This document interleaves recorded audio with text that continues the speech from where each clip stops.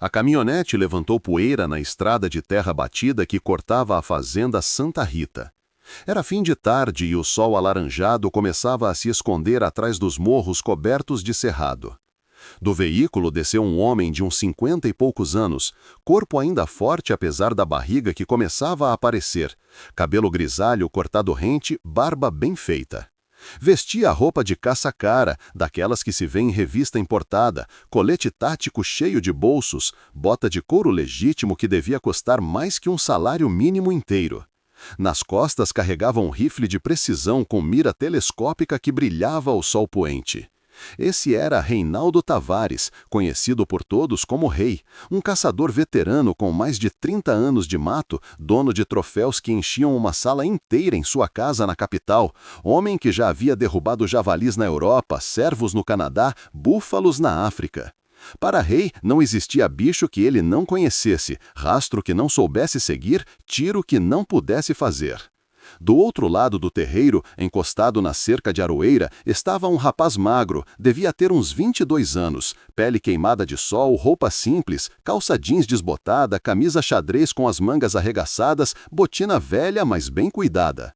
Segurava um rifle 22 antigo, daqueles que passa de pai para filho, a coronha gasta de tanto uso, mas a arma limpa e bem engraxada. Esse era Lucas, o filho do caseiro da fazenda, um menino criado ali mesmo, que conhecia cada palmo daquele sertão desde que aprendera a andar. Lucas olhava para o chão, meio acanhado, enquanto seu pai, o velho Joaquim, apresentava o rapaz ao ilustre visitante. Reinaldo mal olhou para Lucas, apertou a mão do velho Joaquim com força e foi direto ao assunto. O fazendeiro, Dr. Meireles, havia contratado Rei para resolver um problema sério. Havia 3 semanas que uma onça-pintada vinha atacando o gado na propriedade. Já eram 4 novilhos mortos, sempre de madrugada, sempre na mesma região, perto do córrego do Fundão. Os peões estavam com medo, o prejuízo estava grande e o doutor queria aquilo resolvido por um profissional de verdade. Reinaldo ouviu tudo com ar de quem já viu essa história 1000 vezes, acenou com a cabeça, cuspiu no chão e disse que até o fim de semana a onça estaria empalhada na parede do doutor. O velho Joaquim, com aquele jeito respeitoso de quem passou a vida servindo o patrão, sugeriu que Lucas acompanhasse Rei na caçada. O menino conhecia o mato como ninguém, sabia onde a onça bebia água, onde ela costumava descansar de dia, conhecia cada trilha, cada toca, cada pedra daquela região. Reinaldo soltou uma risada curta, olhou para Lucas da cabeça aos pés com desprezo mal disfarçado e respondeu que não precisava de babá. Disse que já havia caçado onça no Pantanal, no Amazonas, na Serra da Canastra e que certamente não precisava de um moleque sem experiência atrapalhando o seu trabalho. O velho Joaquim tentou insistir, falou baixo que o mato ali era traiçoeiro, que tinha pedra solta, buraco de tatu, que de noite a neblina descia e uma pessoa podia se perder fácil. Reinaldo cortou a conversa com um gesto de mão, disse que estava tudo sob controle, que tinha GPS de última geração, radiocomunicador, lanterna tática, equipamento que esse povo nem sabia que existia. Lucas não disse nada, apenas baixou os olhos e mordeu o lábio. Sentia a vergonha queimar o rosto, aquela humilhação muda de ser tratado como se não valesse nada, como se todo o conhecimento que seu pai e seu avô lhe passaram não significasse absolutamente nada diante de um homem da cidade com equipamento caro. O velho Joaquim pousou a mão no ombro do filho, apertou de leve, um gesto que dizia para ter paciência, para engolir o orgulho. Os dois se afastaram enquanto Reinaldo começava a descarregar seu equipamento do carro, dando ordens para os peões sobre onde montar sua barraca, onde guardar suas coisas, falando alto, ocupando espaço, deixando claro quem mandava ali. Naquela noite, Reinaldo jantou na casa grande com o Dr. Meireles, tomou uísque importado, contou histórias de caçadas gloriosas, fez o patrão rir com piadas sobre caipiras que se perdiam no próprio quintal. Lucas jantou na casa do pai, um prato simples de arroz com feijão e carne seca, e depois ficou na varanda olhando para o escuro do mato, ouvindo os sons da noite, o canto das corujas, o grito distante de algum bicho, o vento nas folhas. Ele conhecia cada um daqueles sons, sabia quando algo estava fora do lugar, quando o mato ficava quieto demais, quando o perigo se aproximava. Mas ninguém queria ouvir o que ele tinha a dizer. No dia seguinte, antes do sol nascer, Reinaldo já estava de pé, preparado, equipado como se fosse para uma guerra. Tinha colete à prova de balas por baixo da jaqueta de caça, faca de combate presa na coxa, pistola na cintura, o rifle nas costas, mochila cheia de equipamento eletrônico. Passou pela casa de Joaquim sem olhar para o lado. Foi direto para a mata, seguindo as coordenadas que o capataz lhe dera. Lucas estava acordado. Tinha passado metade da noite estudando o mapa mental que carregava na cabeça, pensando nos lugares onde a onça poderia estar, nos caminhos que ela usava, nos sinais que a mata dava. Quando viu o rei passar, pegou seu rifle velho, encheu os bolsos com munição e o seguiu à distância, sem ser visto, apenas para ter certeza de que o homem não se metera em encrenca. Reinaldo andou durante horas, seguindo rastros, parando para estudar pegadas, arranhões em árvores, pelos deixados em arbustos. Ele era bom, não dava para negar. Tinha olho treinado, sabia o que procurar. Mas havia uma arrogância no jeito como se movia, como se o mato devesse se curvar diante de sua experiência, como se os anos de mata fechada lhe dessem direito sobre aquele lugar. Por volta do meio-dia, achou o que procurava. Perto do córrego, na margem lamacenta, estavam as pegadas frescas, grandes, inconfundíveis. Uma onça pintada adulta, macho, devia pesar uns 120 quilos. O rastro seguia para dentro de uma região de pedras grandes, vegetação fechada, lugar perfeito para uma emboscada. Rei sorriu. Verificou a munição do rifle, ajustou a mira e começou a seguir o rastro com cuidado. A região ficava mais fechada a cada metro, a vegetação mais densa, as pedras maiores e mais numerosas. O sol do meio-dia mal conseguia penetrar a copa das árvores e uma penumbra verde cobria tudo. O chão estava coberto de folhas secas que estalavam a cada passo. Rei diminuiu o ritmo, movendo-se com a cautela de quem sabe que está entrando no território do predador. Seu coração batia mais rápido, não de medo, mas de excitação. Era isso que ele amava, esse momento de tensão, de caçador contra caçador, de vida ou morte. O que Reinaldo não sabia é que Lucas estava a uns 50 metros atrás dele, movendo-se silencioso como uma sombra, pisando apenas onde não havia galhos secos, respirando devagar, usando todo o conhecimento que 3 gerações de mateiros lhe haviam passado. Lucas viu quando o rei parou, quando se agachou para examinar algo no chão, quando seguiu em frente com o rifle erguido. E foi quando Lucas viu algo que fez seu sangue gelar. Ali, a uns 20 metros à frente de Reinaldo, estava a onça. Mas não era a onça que havia deixado aquele rastro, era outra onça, menor, fêmea, e pelos movimentos nervosos da cauda, pela postura tensa do corpo, Lucas entendeu na hora.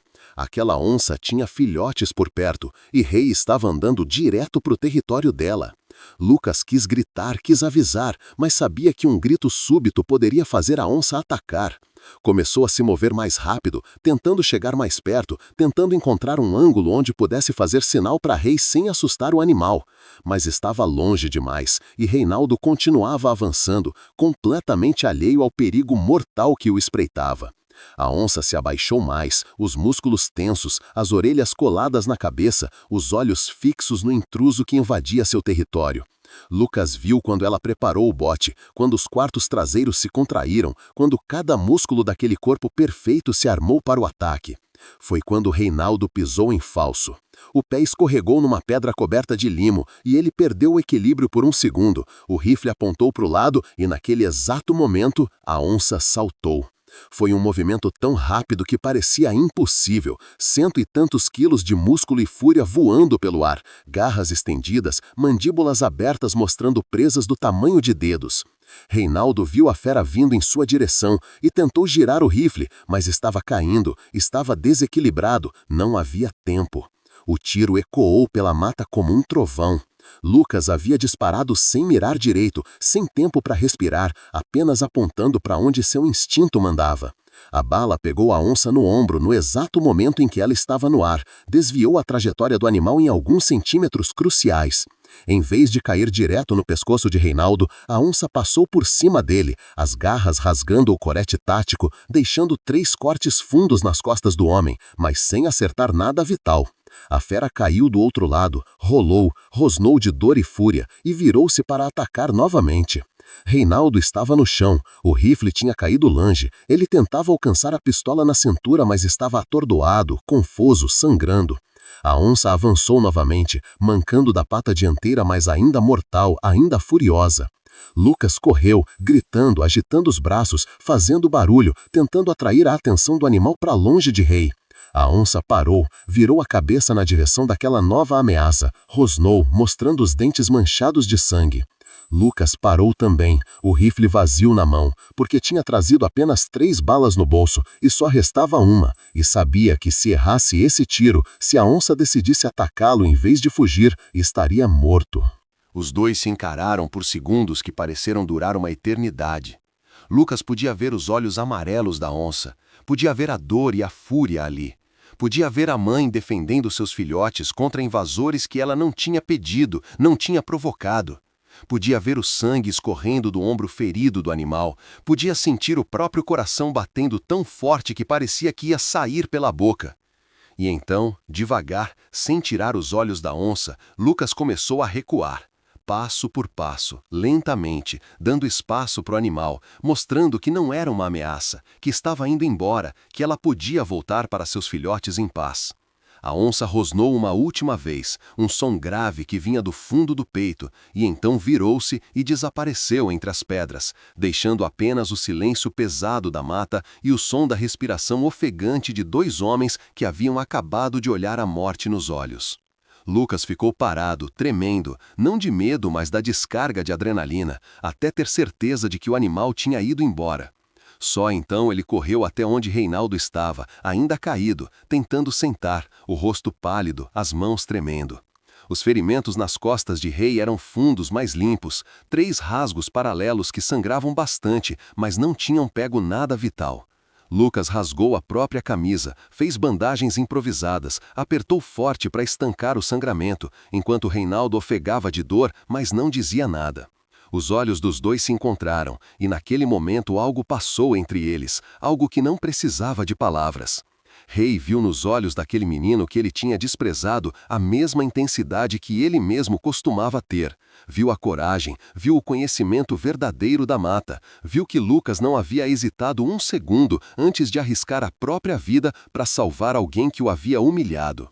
Lucas ajudou Reinaldo a se levantar, passou o braço do homem por cima dos próprios ombros e começou a carregá-lo de volta para a fazenda. O caminho que tinha levado horas para percorrer agora parecia infinito. Rei era mais pesado, mais alto, e cada passo era um esforço. Mas Lucas não reclamou, não disse nada, apenas seguiu em frente, passo a passo, parando de vez em quando para verificar as bandagens, para dar água do cantil para Rei, para escolher o caminho mais fácil entre as pedras e raízes. Foi durante essa longa caminhada que Reinaldo começou a falar. Começou pedindo desculpa, a voz fraca, quebrada pela dor e por algo mais profundo que dor física. Disse que havia sido um idiota arrogante, que tinha tratado Lucas como lixo, que tinha achado que seu equipamento caro e suas caçadas em lugares distantes significavam alguma coisa naquele mato que ele não conhecia de verdade. Disse que Lucas tinha salvado sua vida, que aquele tiro impossível feito sem tempo para mirar tinha sido coisa de mestre, e que ele próprio, com todo o seu treinamento e seus rifles caros, não saberia ter feito melhor. Lucas escutou em silêncio, continuou andando, e quando finalmente respondeu, sua voz era calma, sem rancor. Disse que cada mato tem sua própria língua e que não adianta ter caçado no mundo inteiro se a gente não aprende a ouvir o que aquele mato específico está dizendo. Disse que a onça que tinha atacado o rei não era a mesma que estava matando o gado, que era uma fêmea com filhotes que eles tinham invadido sem querer e que por isso ela tinha atacado. Disse que a onça que matava o gado era o macho, aquele do rastro que Rei tinha seguido, e que esse macho provavelmente estava caçando sozinho porque a fêmea estava ocupada cuidando dos filhotes. Disse que se quisessem mesmo resolver o problema, precisavam esperar a fêmea se recuperar do ferimento e voltar a caçar com o macho, ou então seguir o rastro do macho até o território dele, que ficava mais para o norte, perto da serra. Reinaldo escutou cada palavra como se fosse lição de escola, e pela primeira vez em muito tempo sentiu-se pequeno, sentiu que não sabia de nada, que toda a sua experiência não valia tanto quanto achava. Perguntou para Lucas como ele sabia tudo isso, como podia ler a mata daquele jeito, como podia entender os bichos assim. Lucas deu de ombros e disse que tinha aprendido com o pai, que tinha aprendido com o avô, que tinha aprendido com o bisavô, uma corrente de conhecimento passada através de gerações, conhecimento que não está em livro nem em revista de caça, conhecimento que só se aprende vivendo ali, respirando aquele ar, pisando naquela terra, respeitando aquele lugar. Quando finalmente chegaram à fazenda, já era quase noite. O velho Joaquim viu os dois aparecerem na borda do terreiro, o filho sustentando o caçador ferido, e correu para ajudar. Levaram Reinaldo para a casa grande. O doutor Meireles chamou o médico da cidade, e enquanto cuidavam dos ferimentos de Rei, Lucas ficou do lado de fora, na varanda, olhando para o escuro do mato, exausto, mas tranquilo. Seu pai veio sentar ao lado dele, não disse nada, apenas pousou a mão no ombro do filho, um gesto que dizia tudo. Nos dias seguintes, enquanto se recuperava dos ferimentos, Reinaldo mudou completamente. O homem arrogante que havia chegado de caminhonete importada tinha ido embora. E no lugar havia alguém diferente, mais humilde, mais disposto a aprender. Ele pediu para Lucas lhe ensinar, pediu para aprender a ler o mato do jeito certo. E o rapaz, sem guardar mágoa, aceitou. Passaram dias juntos na mata, Lucas mostrando os sinais que Rei nunca tinha aprendido a ver, ensinando a diferença entre um rastro fresco e um velho, entre uma quebra de galho feita por bicho e uma feita pelo vento, entre o silêncio normal da mata e o silêncio que vem antes do perigo. Reinaldo percebia que estava aprendendo mais naqueles dias do que havia aprendido em anos de caçadas pelo mundo. Percebia que havia confundido equipamento com conhecimento, que havia confundido experiência em lugares diferentes com verdadeira sabedoria. Lucas não tinha rifle caro, não tinha mira telescópica, não tinha colete tático, mas tinha algo muito mais valioso. Tinha a mata correndo nas veias, tinha os olhos que enxergavam o invisível, tinha os ouvidos que escutavam o silêncio. Uma semana depois, quando o rei já estava quase recuperado, os dois saíram juntos para caçar a onça macho que estava atacando o gado. Dessa vez, Reinaldo seguiu os conselhos de Lucas, andou devagar, respeitou o ritmo da mata, parou para ouvir, para observar, para aprender. Encontraram o macho perto da serra, exatamente onde Lucas tinha dito que ele estaria. Um animal enorme, magnífico, o rei daquele pedaço de mundo. Rei teve o tiro limpo, poderia ter apertado o gatilho e colocado mais um troféu em sua coleção. Mas olhou para Lucas, viu o respeito nos olhos do rapaz por aquele animal e entendeu que nem toda caça precisa terminar em morte. Eles espantaram a onça, fizeram barulho, atiraram para o alto e o animal fugiu para mais longe, para dentro da serra onde não havia gado para atacar. O doutor Meireles ficou bravo no começo, disse que tinha pagado para resolver o problema, não para espantar a onça. Mas Reinaldo explicou que tinha uma solução melhor. Disse que ia pagar do próprio bolso para cercar melhor a área onde o gado ficava à noite. Ia pagar para colocar luzes e vigias. Ia pagar para proteger o rebanho sem precisar matar a onça. Disse que aquele animal estava apenas fazendo o que a natureza mandava, que o problema não era a onça, era a cerca fraca e a falta de cuidado. O doutor aceitou, meio resmungando, mas aceitou. E Reinaldo cumpriu a promessa. Pagou pela cerca nova, pelas luzes, pelos vigias noturnos, e nunca mais houve ataque de onça na fazenda Santa Rita. A onça macho continuou vivendo na serra. A fêmea se recuperou do ferimento e voltou a caçar longe do gado, e o equilíbrio da mata foi restaurado. Antes de ir embora, Reinaldo passou uma tarde inteira conversando com Lucas na varanda da casa de Joaquim. Pediu desculpas de novo, mas dessa vez foi mais fundo, mais honesto. Disse que tinha passado a vida toda achando que era melhor que os outros porque tinha dinheiro, porque tinha viajado, porque tinha matado bichos exóticos. Disse que tinha desprezado pessoas como Lucas, como Joaquim, como todos aqueles homens simples do interior, achando que eram ignorantes, atrasados, sem valor. Disse que estava errado, profundamente errado, e que a maior lição de sua vida tinha vindo de um menino de 22 anos com um rifle velho e um coração maior que o mundo. Lucas escutou tudo, e quando Reinaldo terminou, sorriu pela primeira vez desde que os dois se conheceram. Disse que não guardava rancor, que entendia que cada um vem do lugar que vem, com os valores que aprendeu, e que o importante não é de onde a gente vem, mas para onde a gente está disposto a ir. Disse que Rei tinha coragem para reconhecer o erro, e que isso valia mais que qualquer troféu de caça.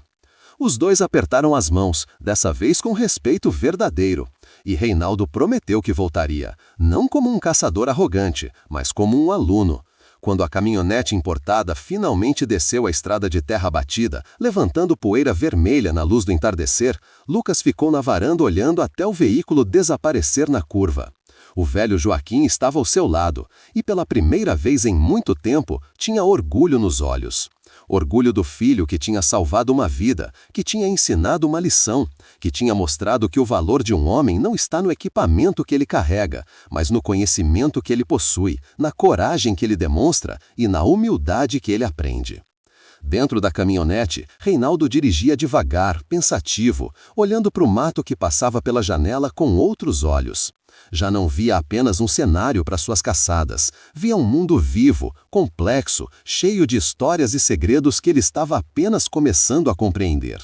No banco de trás, junto com todo o seu equipamento caro, estava um presente que Lucas lhe dera antes de partir. Um facão velho com cabo de madeira gasta, a lâmina afiada de tanto uso. Era o facão do avô de Lucas, uma ferramenta que havia aberto trilhas naquele mato por mais de 50 anos.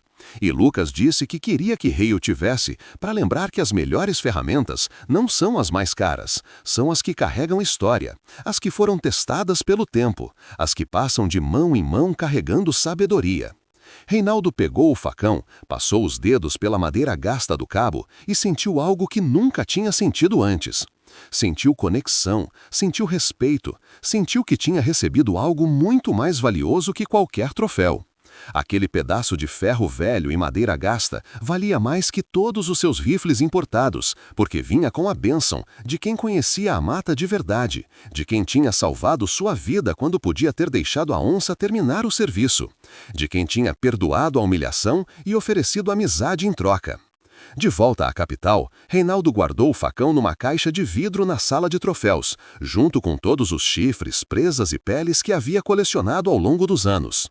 Mas sempre que olhava para aquela coleção, seus olhos iam direto para o facão velho, e ele se lembrava da lição mais importante que havia aprendido.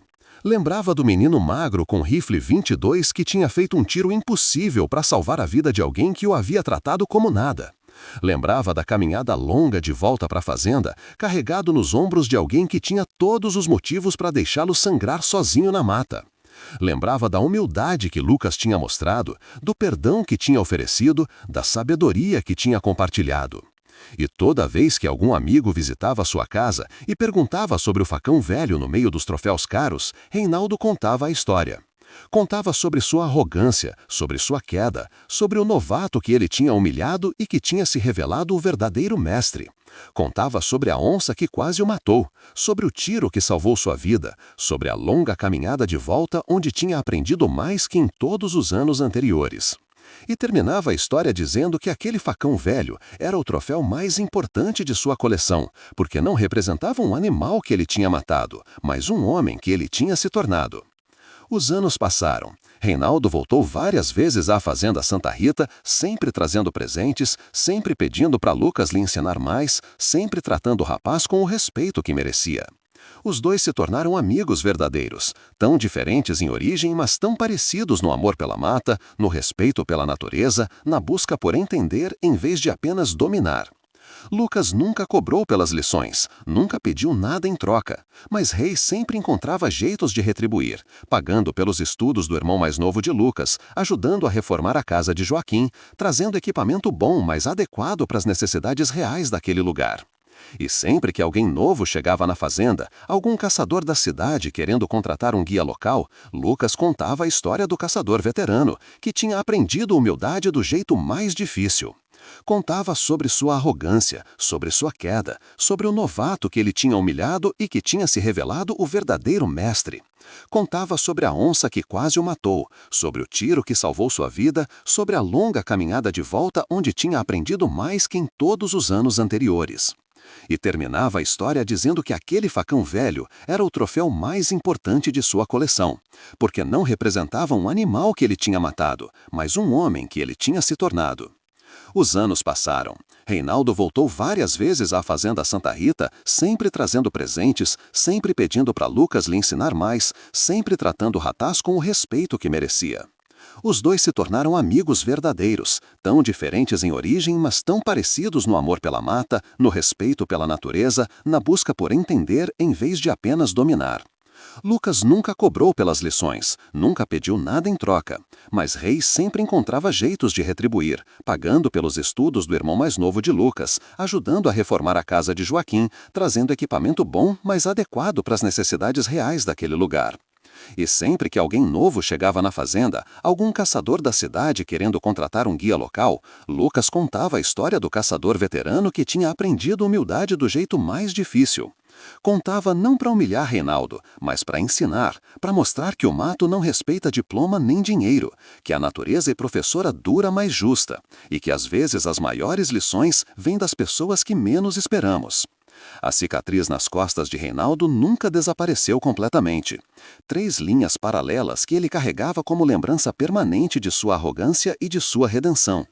Quando tirava a camisa e via as marcas no espelho, não sentia raiva da onça que o tinha atacado, nem orgulho de ter sobrevivido.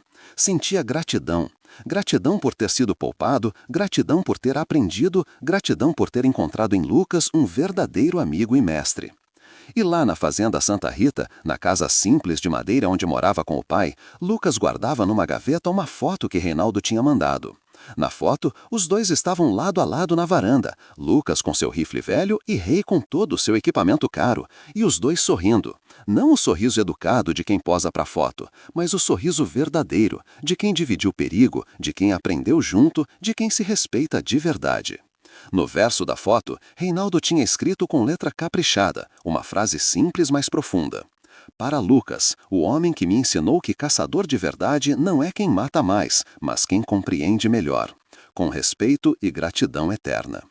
Toda vez que Lucas olhava para aquela foto, lembrava daquela tarde na mata, do momento em que teve que decidir entre deixar o homem que o humilhou morrer ou arriscar a própria vida para salvá-lo. Lembrava que não tinha pensado 2 vezes, que tinha agido por instinto, porque era assim que tinha sido criado, para ajudar quem precisa, independente de quem seja. Lembrava que a verdadeira força não está em humilhar quem está abaixo, mas em perdoar quem está caindo. E lembrava que às vezes a maior caçada não é contra um animal na mata, mas contra o orgulho e a arrogância dentro de nós mesmos. O velho Joaquim, nos últimos anos de vida, costumava contar para os netos a história do dia em que seu filho salvou a vida do caçador arrogante. Contava com orgulho, não do tiro certeiro nem da coragem, mas da compaixão, do perdão, da sabedoria que Lucas tinha mostrado. Dizia que qualquer um pode apertar um gatilho, mas poucos sabem quando não apertar. Dizia que qualquer um pode guardar rancor, mas poucos sabem perdoar de coração aberto. Dizia que Lucas tinha feito mais que salvar uma vida naquele dia, tinha mudado uma alma, e que isso valia mais que 1000 caçadas bem-sucedidas. E assim a história se espalhou pela região, passou de boca em boca, de fazenda em fazenda, virando lenda local. A história do caçador veterano que veio da capital achando que sabia tudo e que foi salvo pelo novato que ele tinha humilhado. A história da onça-mãe que defendeu seus filhotes e do tiro impossível que mudou tudo. A história da longa caminhada de volta onde um homem perdeu a arrogância e ganhou sabedoria. A história de como às vezes a maior caça é a própria redenção. E se hoje você passar pela fazenda Santa Rita, talvez encontre na varanda um homem de cabelos grisalhos segurando um facão velho, escutando as histórias de um rapaz magro de olhos espertos, aprendendo a ler os sinais da mata, aprendendo que conhecimento verdadeiro não tem preço, que humildade é a maior força e que às vezes a vida nos coloca de joelhos exatamente para nos ensinar a olhar as pessoas nos olhos, sem olhar de cima, mas de igual para igual.